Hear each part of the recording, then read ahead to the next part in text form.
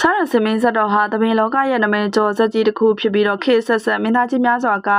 စစ်တင်ကပ်ပြခဲ့ကြတာပါဒါပေမဲ့လည်းမန္တလေးသိန်းစော်ကတော့ဒီဇက်တော်ကိုကိုပိုင်ဟန်ကိုပိုင်ဇက်စာနဲ့ပြက်လက်ဆန်းသစ်ဖန်တီးခဲ့တဲ့သူတစ်ယောက်လည်းဖြစ်ပါတယ်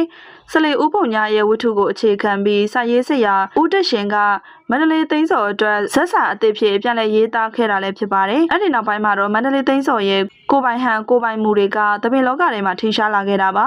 မကြသေးမီကမှဇမင်းသားဆက်ရင်မိုးကလည်းမန္တလေးသိန်းစော်ရဲ့အဲ့ဒီကိုပိုင်ဆက်ကိုခွင့်တောင်းပြီးအမျိုးသားစက်ရုံစင်ပေါ်မှာပြက်လက်ကပ်ပြခဲ့ရမှာပြည်သက်တွေရဲ့အားပေးမှုအများပြားရရှိခဲ့ပါတယ်။အဲ့ဒီဖြောပြမှုပေါ်မှာမန္တလေးသိန်းစော်ကိုယ်တိုင်ကလည်းမိသူပင်ဆိုသေးကမူဆိုတဲ့ထင်ရှားတဲ့ဇက်ထုတ်ကိုပြက်လက်ဖော်ထုတ်ကပ်ပြနိုင်ခဲ့တဲ့ဇမင်းသားဆက်ရင်မိုးနဲ့တပင်အဖွဲ့တွေကိုဂုဏ်ပြုဝမ်းမြောက်ကြောင်းထုတ်ပြောလာခဲ့ပါတယ်။ဒါပေမဲ့လည်းအငင်းပွားချက်တစ်ခုကတော့အဲ့ဒီနောက်ပိုင်းမှာစတင်ပေါ်ပေါက်ခဲ့တာပါ။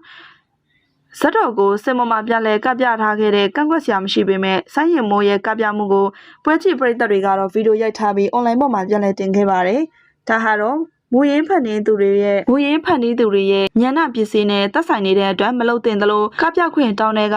ဒါမျိုးမလုပ်ဖို့အတွက်ခွင့်ပန်ထားခဲ့လို့လုံးလို့လည်းမရဘူးဆိုပြီးဆိုင်းရင်မိုးဇက်သပင်ကဇက်ဆရာကိုပြန်လည်ပြောဆိုခဲ့တာပါ။ဇက်ဆရာအောင်ကျော်ထွန်းကလည်းဗီဒီယိုတွေကိုပြန်လည်ဖျက်သိမ်းဖို့အတွက်တောင်းဆိုခဲ့ပါတယ်။ပြည်သက်တွေကတော့မူရင်းဖန်တီးသူတွေရဲ့အခွင့်အရေးတွေကိုလေးစားသင့်တယ်လို့မြင်ကြသလိုအခုလိုမျိုးဇက်ထုတ်တွေကိုလည်းပိတ်ပင်ရမယ့်အစားနောက်မျိုးဆက်တွေလေးလာသိမ်းယူနိုင်မဲ့လက်ဆင့်ကမ်းပေးတင်ပြီးအများအပြားကြည့်ရှုသူတွေမျှဝေပေးတင်တယ်လို့မှတ်ချက်ပေးခဲ့ကြပါတယ်ပွင့်လင်းမြင့်တာလာတဲ့ဒီခေတ်မှာချစ်သူရေးစားတွေအတွက်အထူးသဖြင့်မိန်းကလေးတွေအတွက်တတိထားစရာများပြားလာခဲ့ပါတယ်။ပွင့်လင်းမြင့်တာတဲ့ခေတ်ကိုရောက်လာခဲ့တဲ့ဆိုတဲ့အကြောင်းပြချက်နဲ့ပဲသမီးရေးစားတွေကလက်မထက်ခင်အတူနေကြတာကိုထမင်းစားရေတောင်းနဲ့ကျွလွန်နေခဲ့ကြတာပါ။ဒီလိုမျိုးကျွလွန်လာတဲ့အခါမှာတော့တကယ်တည်းနစ်နာတဲ့သူတွေကမိန်းကလေးတွေပါ။ဒါကလေ